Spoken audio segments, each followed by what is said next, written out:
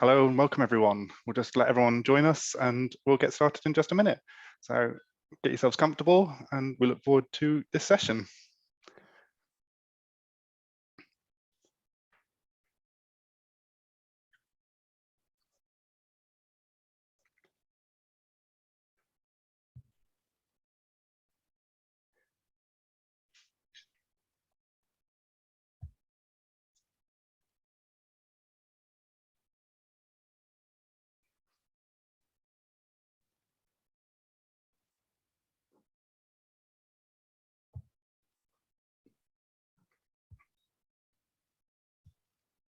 There we go.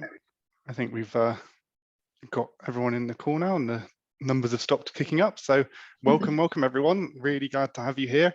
Thank you for joining us today on this talk about Dialogue for Peace. My name is Chris. I'm joining you from Wales and United Kingdom. I have been doing Dialogues for Peace now for a couple of years and really enjoy being able to talk about peace and how dialogue can have a great impact on that. So thank you for joining us. Hi, and I'm Jana. I'm joining you from Belgrade in Serbia. I've also been doing this for a couple of years, first through by being a member of the Diversity and Inclusion team in Europe, and now by being a member of Dialogue for Peace in Europe. And I'm really happy to be with you here today. Today's subject we're going to be talking about is why should dialogue be a universal Scout skill. So we're going to take you through some of the principles of what dialogue is, and we're going to hopefully get some feedback from you guys as to how this is a really useful and a really fantastic skill that you should all be having, and hopefully you'll be able to take on board everything you have to say and participate. So today, because we can't actually see all your lovely faces and we can't talk on the chat and things like that, we are going to be utilizing the Q&A function quite a bit. So if you want to talk to us, or if we're asking for some feedback, if you could use the Q&A function, that would be really great. So thank you ever so much, everyone. And hopefully you'll be able to enjoy this session. So if we move on to, so we're going to talk quickly about making sure that this is a safe space. So you all as participants for Joti need to make sure that you've informed and involved an adult in your Jota and Joti experience, behave as a good Scout, respecting your promise, report any hurtful or suspicious activity that concerns you, and make sure that it is done through the safe joti@scout.org email address. So if there's anything you believe that needs to be reported, please make sure you do so. We need to make sure that we continue to keep Joti a safe space. Please make sure that you're respectful and friendly to those people you meet online. Keep any passwords you have or personal information private to yourself. We don't need to be sharing any of that. And never participate in or encourage speech that is hurtful, hateful, demeaning, or judgmental of others. So a lot of dialogue, we talk about this, and it's something that's actually at the root of what we do. So hopefully we'll be actually looking at this one a little bit more. And make sure you have fun and enjoy these sessions. And obviously, if you do have any questions about safety, there is the safety section within the campsite as well, if you want to learn a little bit more. So thank you ever so much. We've got that one out of the way. So thank you. We'll move on to the next one. Okay, now that Chris and I have introduced ourselves, we would like to give you the opportunity to tell us who you are. And we would also like you to tell us what peace means to you. You can use the Q&A box and just like briefly introduce yourself, give us your name, maybe where you're coming from, and then just tell us the first word that pops up into your mind when you think about peace. And we'll try to read as many messages as possible.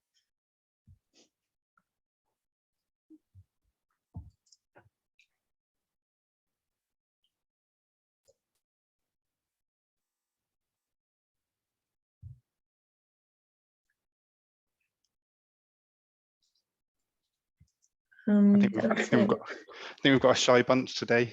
Yeah, so yeah, if you feel like it, you can just write your name, where you're joining us from, and then what peace means to you. You don't have to be, like, you can just write one word. Oh, okay. I have William from Long Beach, California, who says that peace means being relaxed. Thank you, William. And then Isabella from London, peace means respect. Yes, I think we can all agree. And then Tom from Great Britain, a safe world to live in. And then Elizabeth from that it's pieces or calm and civil are the words that pop into her head. And then from Sri Lanka, Sandil, I'm sorry if I'm not pronouncing this correctly. You comes to mind. Thank you. Brilliant. I've had loads come in now, which is brilliant. Thank you for engaging with that. Got Nadia from Philippines. Peace is being able to freely express yourself. Fantastic. Anna is from Italy as well. So thank you for joining us. Thank you, everyone. So that's brilliant. Thank you. What we're going to do now is we're going to quickly go into a video that introduces you to the idea of dialogue.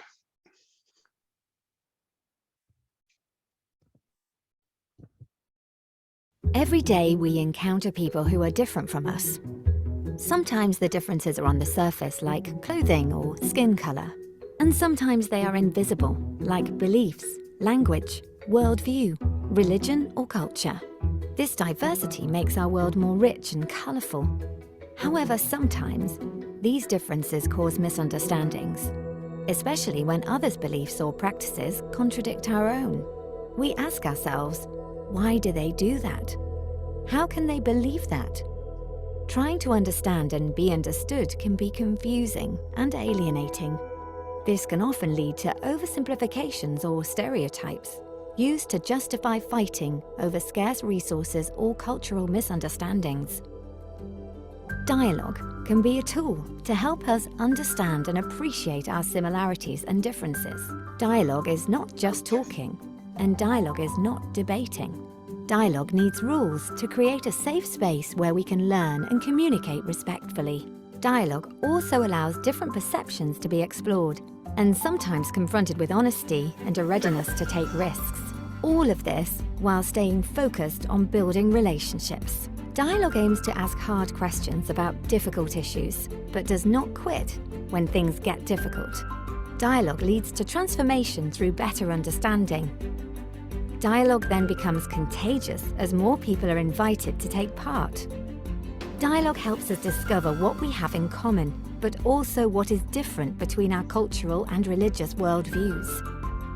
It also promotes the exchange of experiences, so we learn how to help each other better. Dialogue can also be a means to find common ground on which we can prevent as well as transform tensions and conflicts. Respect for differences does not mean accepting or agreeing with others' values, just acknowledging their right to exist. This way, we can make room in our world for everyone. And we at CAICID promote and foster dialogue to promote peace. As a convener, we bring together people of different faiths, identities, and walks of life to break down walls and build bridges and find common solutions to our shared problems. CAICID is the only intergovernmental organisation governed by a mix of policymakers and religious representatives that is dedicated to the facilitation of dialogue between different cultures and religions. Learn more about our work and how you can get involved at caicid.org/dialogue and join us in our ongoing mission to promote peace through dialogue around the world, because we are all in this together.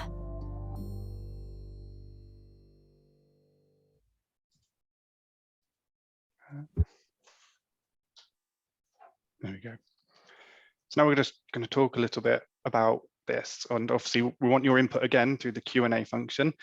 So we want to ask you, what do you think this means to you? And also, how might this be important in your Scout life? So I'd like you to think a little bit about some of the subtopics that were discussed in that video and how it might be, what it might mean to you in your home life, with your friends, or maybe in your community, or how dialogue, what does that word, what word does dialogue make you think about? And then you've got obviously how it might important to be in, how it might be important to your Scout life through working with others, team building, or understanding different opinions, or international family. So if anyone has anything they'd like to say about thoughts about this, give it a little bit of time to think about some of the subjects they discussed in that video. obviously something for me that was a really important message from that is thinking about the acknowledging of the right to exist. And I feel that's such an important thing when making sure that you can be heard and to be listened to.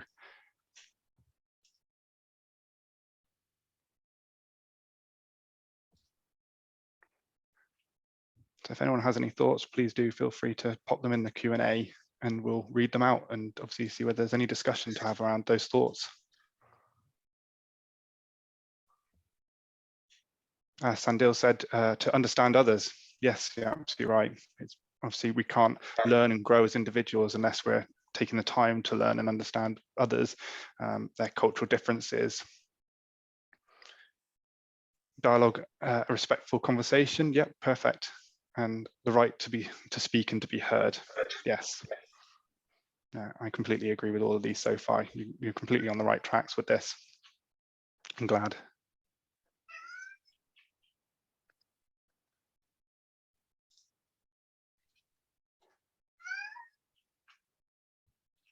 Got to communicate with others, understanding other cultures. Yeah. So I think obviously that video starts to sort of talk about the idea that obviously making sure that we're listening to what other people have to say and making sure that we understand from their perspective as an individual and not taking on board your other sort of thoughts and ideas you might have about an individual, their background, their culture, their heritage. So yeah. We've got to be kind, to dissipate conflicts over unnecessary or unimportant ideas. Yep, fantastic. Some really great contributions there. Thank you ever so much. What we might do now is we're going to move on to our next activity and I'll hand over to Jana. Thank you, Chris, for taking us through the first part of this session. Now we will play a game. We were going to use the yes and no buttons, but I don't think you can use them. So you can send us thumbs up or thumbs down if you don't agree. So we will look at some statements together and you will try to decide whether that is dialogue or if it is not. So in case you think it's dialogue, you should send thumbs up, and then if you don't agree, thumbs down. Okay, hope you're all ready. So here's the first statement. Dialogue is one side or the other. What do you think? Is it true or false? We have some thumbs up coming through. Quite a few shocked faces. I think we're using the shocked face as a not dialogue, and we're getting thumbs up hearts, yeah. Or yes, it is dialogue. Well, actually, it's not. Because dialogue is a secure means of communication between individuals or groups aimed at exchanging views, knowledge, impressions, and perceptions to reach a mutual understanding. And mutual understanding does not necessarily mean that we have to agree. In fact, in some cases, dialogue may even result in agreeing to disagree. Okay, next statement. Dialogue is a container to surface perceptions. What do you think? Yeah, some hard. There's a big thumbs up there going on. Okay, yeah, I think we all agree that this is true. Dialogue is indeed a safe space or a container for people to surface their assumptions, to question their previous perceptions and judgments. Okay, next statement. Dialogue is focused on finding a solution. What do you think? Do we have to reach or find a solution during the dialogue process? Lots of thumbs up. I'm seeing a few shocked faces as well. Sorry, but yeah, true. Definitely lots of thumbs up though. Well, actually, it's false because dialogue is not necessarily about finding a common agreement. It is about developing mutual respect in order to build sustainable relationships. Next statement, please. Dialogue is a debate. What do we think about this?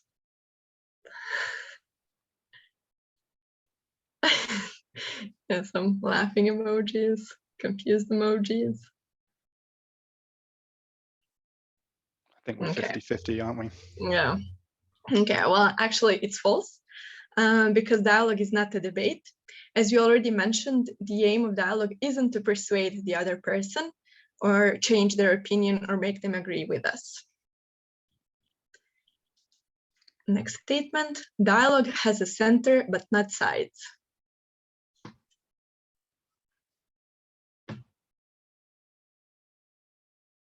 Just to say, I think we've had a few questions saying that they can't show a thumbs down, but obviously if you use the shocked face, then that works well to react. Is true. Yeah, this is true. Dialogue is a conversation with a center and not sides. And I think this is our last statement. Dialogue is a safe space for learning about you and others. This is true, because the aim of dialogue is to overcome misunderstandings and dispel stereotypes to increase mutual understanding. The practice of dialogue requires one to develop better listening skills to understand another person's point of view correctly, because in the same way we want to be understood correctly, we must also strive to understand others. And once this level of better mutual understanding is reached, it then becomes possible to clarify how much we agree on and how far we disagree. And at the same time, mutually recognizing and respecting both. I hope this game helped you to understand better what dialogue is. And now I'm going to hand it over to Chris again. Okay, so we're going to take you through another quick video that talks about dialogue zones and comfort zones. So I hope you enjoy it. Dialogue can occur spontaneously or in a planned setting. Through deepening our understanding of others and strengthening relationships, dialogue has the potential to reduce conflict. For this to happen, we have to step out of our comfort zone and trust that the wider group will respect our thoughts and perceptions. In the comfort zone, predictability and familiarity can inhibit the attitude of mind that allows for learning. We also try to avoid the panic zone, because defensiveness or a sense of threat can close down a dialogue process. Learning happens between comfort and panic zones, which is called the learning zone or the dialogue zone. Here, if we abandon certainty, we can stretch the learning zone without stepping into the panic zone. Here, we feel challenged, yet supported through the dialogue process. In this zone, we can take risks that are manageable, because true dialogue begins at the end of our comfort zone. Learn more at kaisit.org/dialogue or WASM's Dialogue for Peace program at scout.org. Brilliant. And now Dialogue can occur spontaneously, and trust that the wider group will respect. Come on. There we go. Now technology is working again. I'm going to pass over to Jana again. Thank you. Okay, so just like we have Scout values and law that we need to follow, we also have some rules in dialogue. There are 10 principles, 10 basic principles that we will now share with you. The first one is establish a safe space. It is very important that everyone feels safe and comfortable in the dialogue circle, and we should make sure that that's the case before the dialogue even starts. This also includes that everyone included in the dialogue process should be treated equally and given equal amount of time to express themselves. And then the second principle of dialogue is agree that the main purpose of dialogue is learning. During the dialogue process, we shouldn't impose our personal opinions or try and persuade others to think as we do. It's all about learning about others, but also about our own perceptions. Then the third principle is use appropriate communication skills.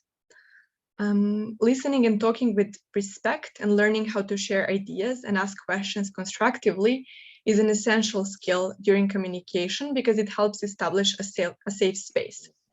Now we have set the ground rules, but I think Chris will explain this later. So I will move on to the fifth principle, which is take risk, surface feelings, and confront perceptions. So talking openly and transparently by using appropriate communication skills is very important.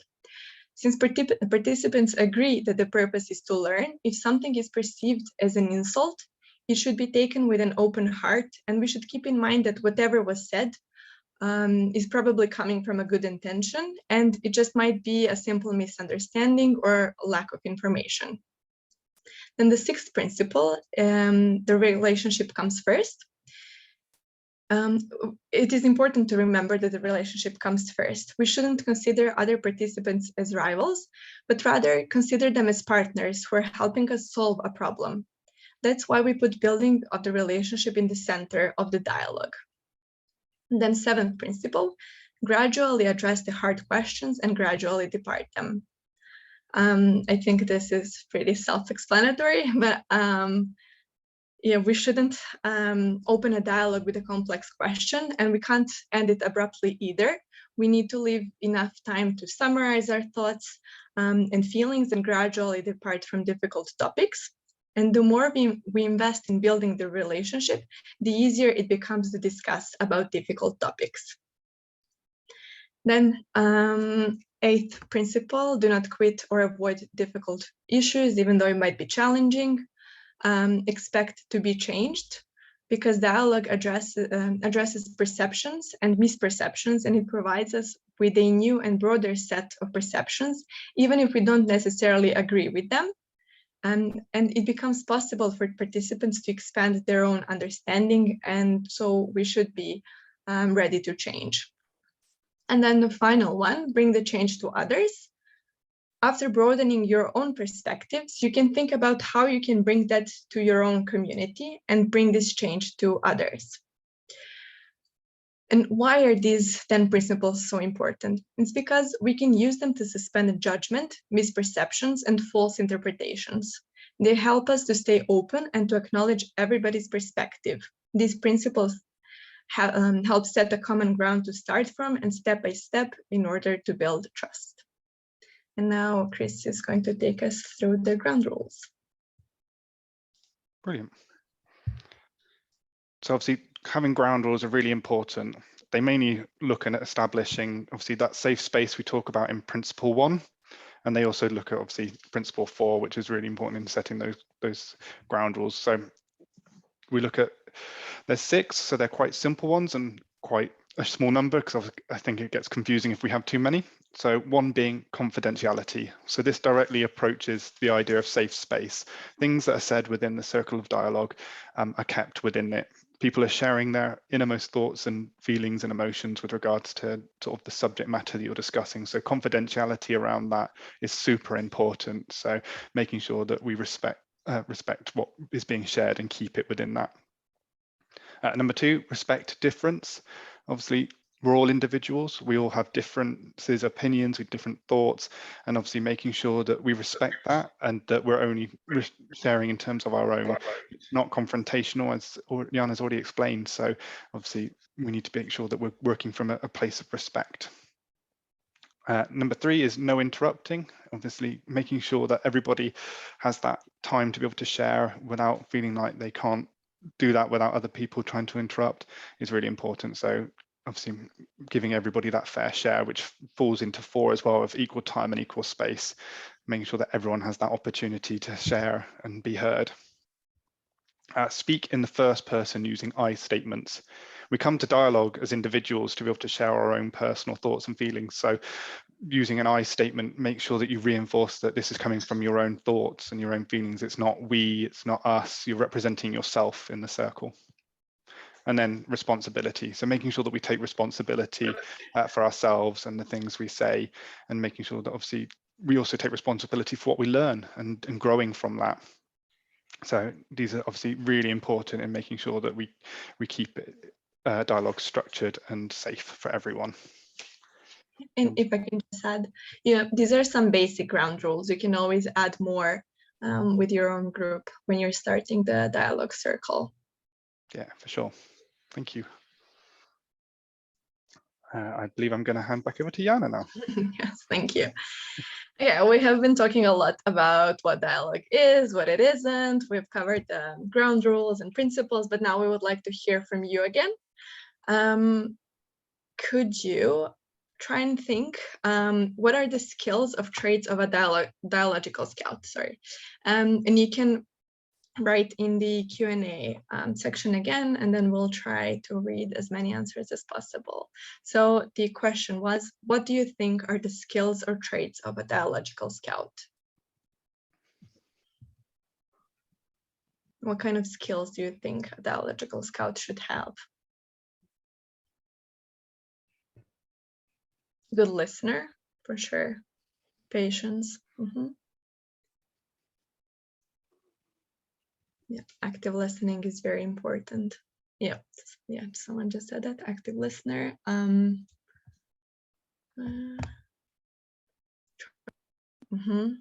Empathy, open mind, local and social, open mind again. I think we can agree on that.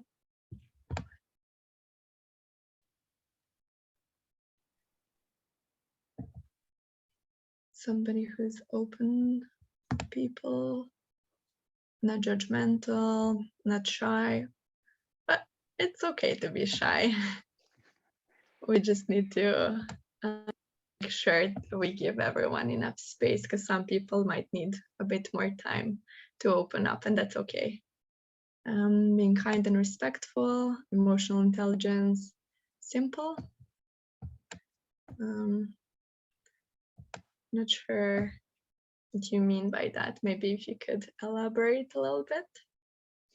Having good advocacy skills, openness to listen, friendly speech, yeah, for sure.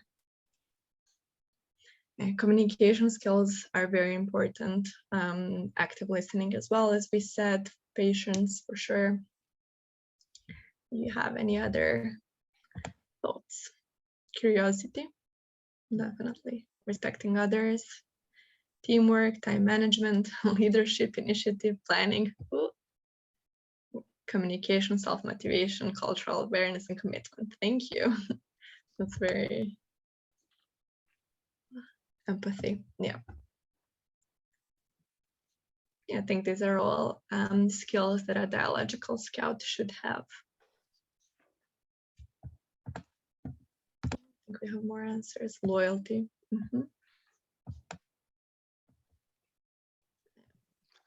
These are all great answers. Sorry. Okay. Some fantastic some contributions. They're brilliant. Yeah. Paraphrasing to ensure proper understanding. Yep. Especially if the dialogue is in like a different language, or like if most participants don't share the same language and they're using second language, then for sure making sure that everyone understands is very important. Disciplined? No. I guess making sure you follow the principles of dialogue, you must be disciplined. Yes. Yeah, I think I agree. Okay. Perfect. Thank you. Cool. So we move on. I think we've had quite a lot of answers there. Brilliant. So in the same that you've obviously been contributing for this one, we need you to contribute to this next one too. So why should we all be dialogical scouts? I think we need to think about the first few exercises we've done and how this might be important to Scout life. So we talked a little bit about dialogue is important to Scout life and the benefits. And we've spoken a little bit about the qualities already, about what we think that might make up. How do we think that obviously by being a dialogical scout, having all of these qualities and having all of these different skills will be beneficial? And why should we all become dialogical scouts? What do we think might benefit us all by doing this?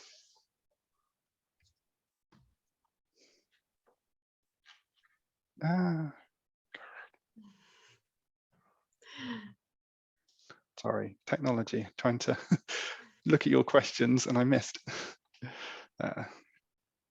It's important to use when working with scouts from different cultures at international events. Isabella, you're absolutely right. Proper and clean clear communication, the idea of sharing, yeah, so that people feel safe enough to believe their ideas, to share them wherever you are. Perfect, yeah. To learn new skills and share knowledge, yeah. I think as scouts, obviously we have a promise, and we try to live by that. And obviously I think you're absolutely right that we want to be able to learn and be shaped by other people's experiences as well. So yeah, no, I agree with a lot of these things. And obviously when we, especially attending international events where we're likely to be meeting more people with different cultures and different backgrounds, that it's important to be able to obviously exercise these skills.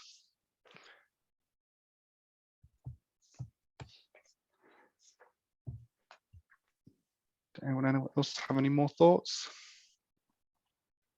To learn new and to share old knowledge. Yep, that's a good one as well.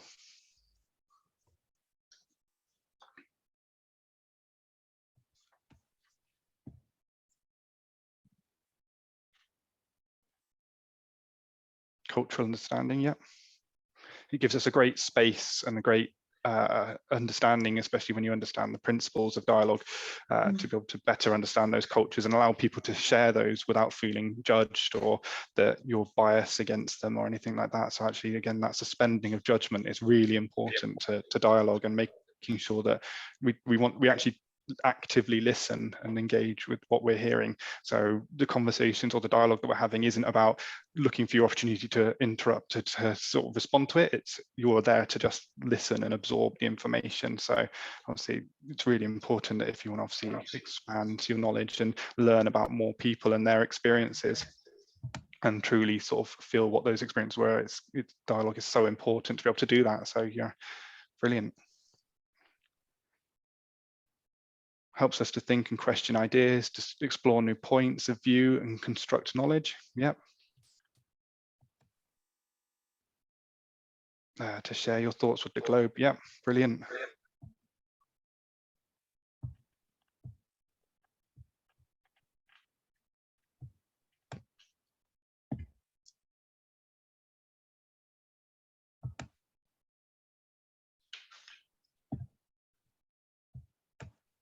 More disciplined living, possibly. I'm not sure whether I'd say that one might cover it, but obviously sharing your lifestyle with people, I think, and helping them understand.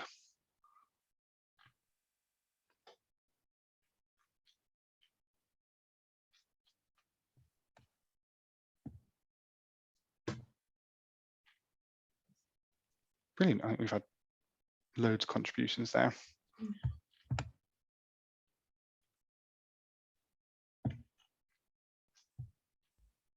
Yeah, I think. Yeah, I think there's been a few questions as well. People saying that they can only see the hosts. This is just a webinar-based session, so you only actually can see us and obviously listen to the information we're providing, and you can't see one another. But we are going to talk about in a minute about some dialogue cafes where you will be able to better interact with one another and as part of dialogue circles. So bear with us. Oh, and we've had another last-minute entry, which is help us overcome misunderstandings. So yes, you're absolutely right. Being able to do that. Certainly, I sort of the things that if we're all dialogical scouts and we all have a better understanding of how to hold dialogue circles, certainly, especially if you're looking to run program as scouts and to be able to decide about what you'd like to learn as a scout, you can hold these circles and everyone can have that opportunity to have an open share about what they want to share or what they want to learn from scouts and being a scout. And maybe if you've got particular subjects that you want to discuss and talk about as a scout, that could be seen to be quite difficult conversations, these skills would be perfect for that. And it means that you can all come together and learn something from one another about your own thoughts and feelings of that. So brilliant. This is absolutely fantastic stuff. And thank you ever so much for everyone participating in that. Thank you. And we'll move on to the next one. So through dialogue, we can create a better world. So I think we can all change the world.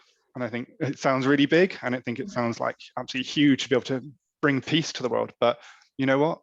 If we openly listen to one another and we take the time to have dialogue and not just jump to judge people, and that if we live by some of the principles in which we set within dialogue, It means that we're all open to learn, and hopefully that will mean that we can reduce conflict, we can reduce misunderstanding, reduce stereotypes, and these are sort of some of the basis for some of the biggest conflicts we know about. So I think obviously to make a better world, we start with the small stuff and then we can work to the big stuff. So if we're all walking away from this and feeling like we can be empowered to talk a little bit openly with one another and making sure that we set up these safe spaces to have these conversations, I think we can move forward and have a much more better world.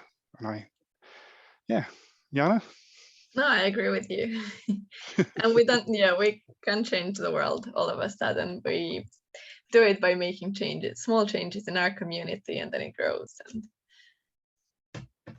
it's brilliant. So obviously you've taken part in this informational session, and obviously you've all managed to come into this one. We have got 3 more sessions. We are running Dialogue Cafe. So these are actually a lot smaller sessions, and this is where you can put some of these great skills that you've learned into practice by joining a dialogue circle and discussing some subject matters. So I've put them up on the screen. So we've got a Spanish session, and that's at 8 p.m. Central European time.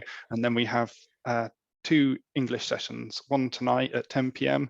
and one on Sunday as well. So if you've been empowered to obviously have these further conversations about dialogue, and when you want to learn more, these will be the places to do it, and you can find out more about being a dialogue ambassador. So obviously these ones I say are limited, so please don't be too disheartened if you don't get through. I do apologize, but obviously to make sure that we can see one another and talk to one another in a proper dialogue circle, we do have to limit the numbers of people that take part. This would be a great opportunity to put into practice everything that we've talked about today. And I guess before we wrap up, has anyone got any more questions?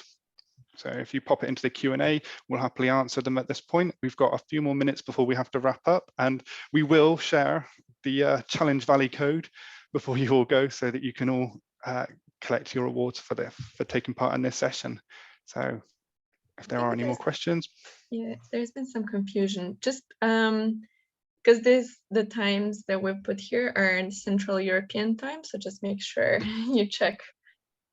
Yes, when you log into the campsite, it should adjust the time based on your time zone. So apologies, there's no easy way to do time zones. So yeah, so these are all based on Central European time.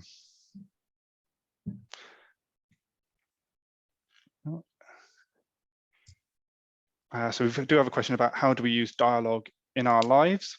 So for me, it's about honing those listening skills and making sure that we are actively listening to people and not being quick to judge one another. So listen to what people have to say to you, trying to understand what it is they're saying to you, because it's very quick for us to fall back on our own pre-existing knowledge about people, and it's very easy to then make a judgment and then respond like that. Whereas actually, I think sometimes it's not, the message can get lost sometimes. So I think I take from Dialogue for Peace, and I take from being a dialogical scout, is that I hone my listening skills first and then my talking skills. So I always, that's how I take it.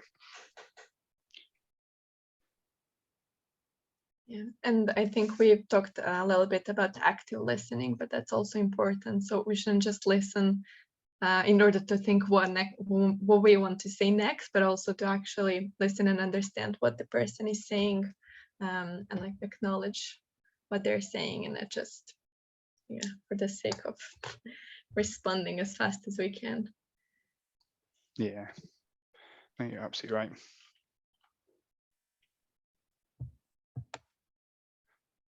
So we've got a couple more questions I'll quickly answer as well. We've got, are there a way to easily see where the meetings are? If you're on about the next sessions, they're in the Innovation Lab, and then they should be listed in time order when you're in the Innovation Lab, when you look at the activity list. So how you would have found these meetings, this meeting, they'll be in the same place.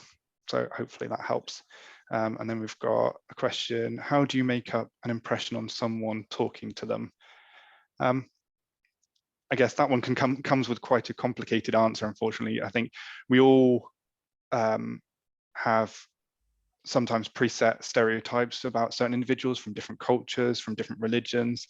And I think sometimes they can influence how we respond and judge people. So I think just from talking to people and listening to them, you need to be able to suspend those judgments and to suspend those anything that you might know as part of your own culture in terms of how you judge other people from different cultures and different religions. So it's quite, I think that's quite a complicated question, and I think there's no simple answer, but I think that by talking to one another and listening, you can learn a lot more about someone rather than using your own judgments potentially and any stereotypes you might know about individuals. So I think that the suspension of judgments is really important around that.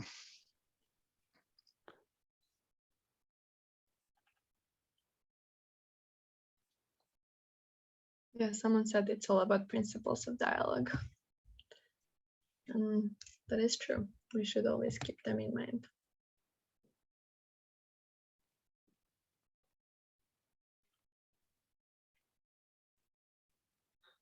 Cool. I think that's all the questions there. So I will now share the elusive code for everyone to use. So it should be up on your screen there. So that is KR09U.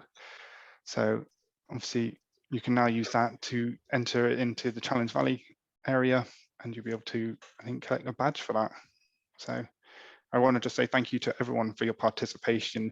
It's been fantastic to see so many of you here to join us and to listen into this webinar. You've all been brilliant. I also would like to thank ever so much Laura, for our host in the background, who's helping us make sure the technology works. So thank you ever so much, Laura, for your being here today as well.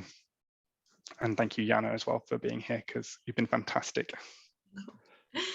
Thank you, Chris and Laura, and for everyone, and to everyone who joined us today. I hope you enjoyed, and I hope you will continue learning about dialogue, and that you'll implement some of the things that you've learned here today into your daily lives, not just your scouting lives, but in general, in your day-to-day life. And enjoy the rest of the event.